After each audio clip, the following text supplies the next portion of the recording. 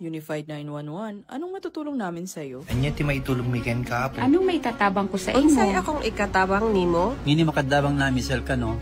Sa anumang wika o dialekto, may tulong na darating sa iyo.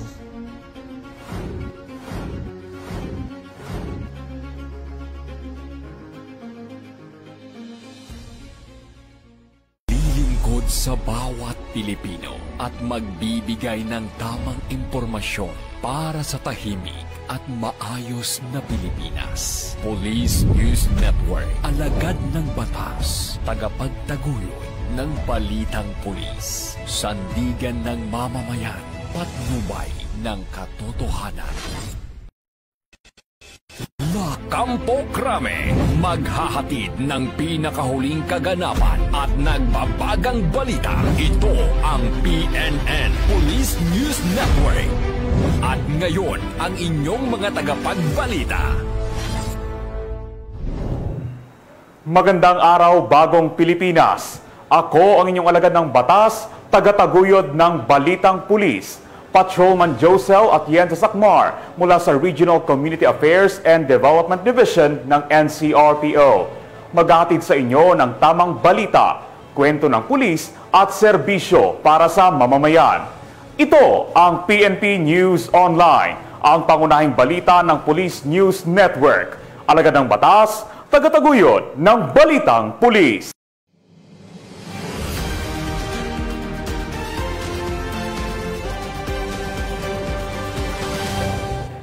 Narito ang mga balitang hatid ng ating PNN correspondents mula sa iba't ibang panig ng bansa.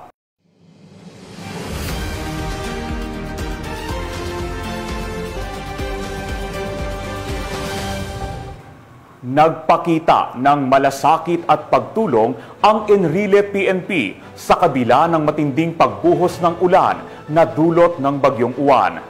Yan ang tinutukan ni Patrolwoman R.R. Ledesma. Sa kabila ng malakas na ulan at pagtaas ng tubig dala ng Bagyong Uwan, noong ika-11 ng Nobyembre nito lamang taon, ang ating mga kapulisan ay muling nagpamalas ng malasakit na sumasalamin ng pagiging makatao. Hindi nag-atubiling tumulong ang mga tauhan ng Enrile Police Station na pinamunuan ni Police Captain Christopher B. Dawan, Deputy Chief of Police, kasama ang mga opisyal ng Barangay 2 Enrile, Cagayan. Nang tumaas ang tubig sa bahay ng isang pamilyang nagdadalamhati, maingat na dinala ng Enrile PNP ang kabaong sa mas ligtas na lugar at tiniyak na sa kabila ng sakuna nananatili ang paggalang at malasakit. Pinuri naman ni Police Brigadier General Antonio P. Maralag Jr., Regional Director, ang mga kapulisan dahil sa kanilang patuloy na pagsusumikap na pagsilbihan ang mga kababayan nating nasalanta ng kalamidad.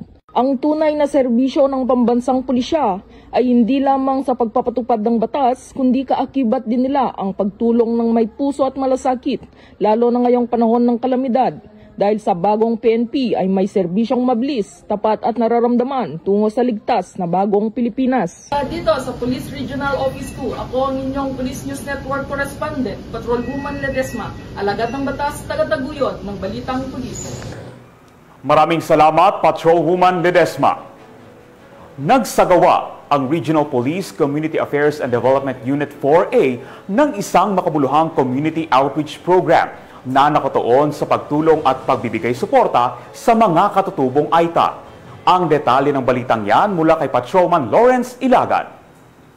Bilang bahagi ng National Children's Month celebration, matagumpay na isinagawa ng Regional Police Community Affairs and Development Unit 4A sa ilalim ng pamumuno ni Police Colonel Mildred E. Patam, Chief RP Kado 4A, at sa pakikipagtulungan ng Philippine National Police Academy, MSWD Office ng Rosario, Batangas, Padrino Pilipino, Hunger No More Charity Foundation at Foreign National Keepers Network o FNKN, ang isang community outreach program at gift-giving activity para sa komunidad ng AITA sa Barangay Puting Kahoy, Rosario, Batangas. Kabilang sa tampok na programa ang mga lecture tungkol sa karapatan ng bata at batas sa child abuse, pamamahagi ng school bags na may mga gamit pang eskwela para suportahan ang edukasyon ng mga bata, pamamahagi ng food packs, merienda, regalo at tsinelas para sa agarang pangangailangan ng kanilang komunidad, Ang mga ganitong aktibidad ay mahalaga upang mapalakas ang ugnayan ng pamahalaan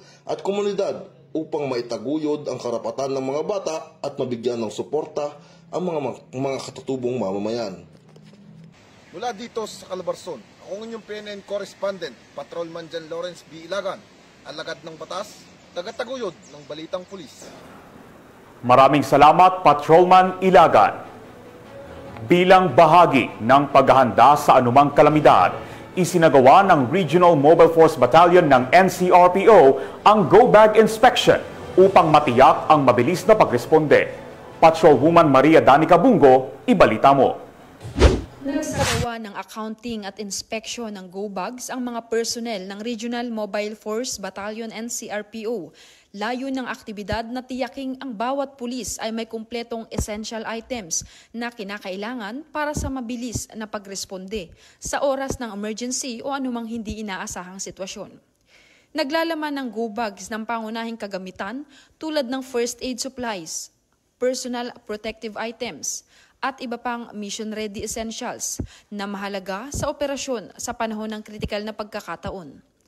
Ang aktibidad ay isinagawa sa pangunguna ni Police Colonel Celso M. Rodriguez, Force Commander. Para sa RMFB NCRPO, inihahanda natin ang mga personnel natin sa kanilang go bag. Kaya nga minabuti natin na magkaroon ng go bag upang sa ganun lahat ng gamit nila ay nandun na para ngailangan nila. Lalo na yung mga gamot, no? Yung mga kasama natin dito na may mga medical conditions, may mga nakasama dito, no? Ganun pa man, ang inuunan niya ay ang paglilingkod sa bayan. Mula dito sa Grandstand Camp Bagong Diwa, Bikutan, Taguig City at sa pamumuno ng aming Force Commander, Police Colonel Celso M. Rodriguez. Ako po ang inyong Police News Network Correspondent, Patrolwoman Bungo, alagad ng batas, tagataguyod ng Balitang Pulis. Maraming salamat, Patrolwoman Bungo. Mahigit 1 milyong pisong halaga ng hinihinalang shabu nasamsam sa isang malakihang operasyon sa Barotac Nuevo, Iloilo. Suspect na aresto. Patrolwoman Lynette Sablon, ibalita mo. Nasamsam ng mga kapulisan ay hinihinarang shabu na nagkakahalaga ng mahigit 1 milyong piso mula sa dalawang magkaibigan sa isinagawang drug buy-bust operation ng Philippine Drug Enforcement Group at Barotac Nuevo Municipal Police Station sa Barangay Salihid, Barotac Nuevo, Iloilo. Ito lamang ay 12 ng Nobyembre taong kasalukuyan. Kinilala ang mga naarestong suspect na sina Alice Dondon, 43 taong gulang, pansamantalang naninirahan sa nasabing lugar, at si Alice Tablab, 35 taong gulang, residente na Barangay Lagubang, Barotac Nuevo, Iloilo. Nakumpiska mula sa mga suspect ang sensasyon na hinihinala ng shabu gamit ang 6,500 pesos na marked money. Na-recover pa mula sa kanilang pag-iingat ang 3 maliit na heat seal plastic sachet at 2 knot-tied na plastic bag na naglalaman ng hinihinarang shabu. Tumimbang ito na himigit kumulang 156 gramo at tinataya nagkakahalaga ng 1,060,800 pesos. Batay sa investigasyon ng kapulisan, napag-alamang dati nang nakulong si Alice Dondon noong 2021 dahil sa kaparehong kaso ng iligal na droga, ngunit nakalayan ito 2024. Ang mga suspect ay kasalukuyang nasa kusdiya ng Barotac Nuevo Municipal Police Station para sa kaukulang dokumentasyon at sasampahan ng kasong paglabag sa Republic Act 9165, ang Comprehensive Dangerous Drugs Act of 2002. Muling tiniyak ng PNP sa publiko ang kanilang walang humpay ng kampanya kontra iligal na droga at ang patuloy na pagtupad sa kanilang tungkuling maglingkod at magprotekta sa sambayanan. Bagong PNP para sa bagong Pilipinas, serbisyong mabilis, tapat at nararamdaman. Mula rito sa Western Visayas, ako inyong PNN correspondent, Patrolwoman Lynette Sablon, alagad ng batas, tagataguyod ng Balitang Pulis. Maraming salamat, Patrolwoman Sablon. 136,000 pesos na halaga ng hinihinalang shabu ang nasamsam ng Panabo PNP sa isang buy-bust operation. Suspect, arestado. Magbabalita dyan si Patrolwoman Daphne Pasaol. 136,000 ang tinatayang halaga ng hinihinalang shabu na nakumpiska ng mga otoridad sa isang matagumpay na buy-bust operation sa Purok 18, Barangay New Visayas, lungsod ng Panabo. Ang nasabing operasyon ay pinangunahan ng mga operatiba mula sa Panabo City Police Station, 2nd DMPMFC, katuwang ang Philippine Drug Enforcement Agency Davao del Norte. Kinilala ang sospek na si alias Lynn, 35 anyos, na residente ng Purok 5, Barangay San Francisco, Panabo City, Davao del Norte. Mula sa kanya, nakuha ang hinihinalang shabu na may kabuang bigat na 20 grams at iba pang non-drug evidence.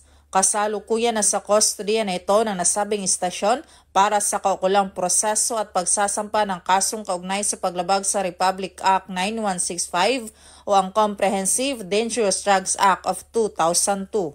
Tuloy-tuloy naman ang pagsusumikap ng Police Regional Office 11 sa kanilang pinalakas na kampanya kontra ilegal na droga bilang bahagi ng kanilang pangakong panatilihin ng kaayusan at seguridad ng mamamayan. Mula dito sa Police Regional Office 11, ako ang inyong PNN Correspondent, Patrolwoman Daphne Pasaol, alagad ng batas, tagataguyod ng balitang pulis. Maraming salamat, Patrolwoman Pasaol. At mga ka-PNN, 42 days na lang, Pasko na!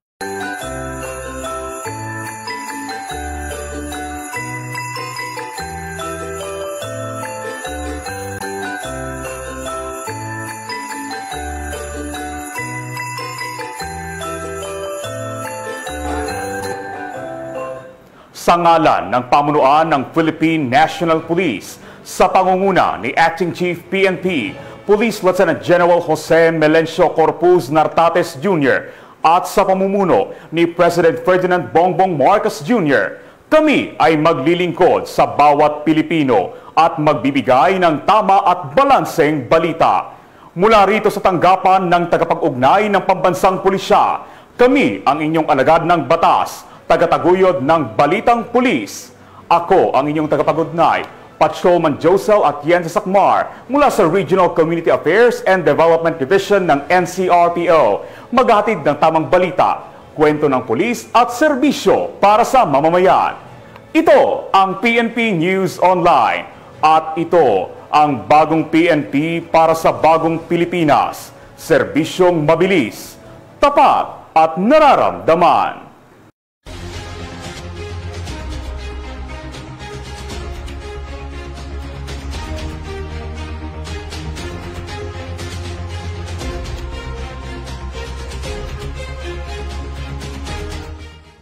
Police News Network, alagad ng batas, tagapagtaguyod ng balitang pulis.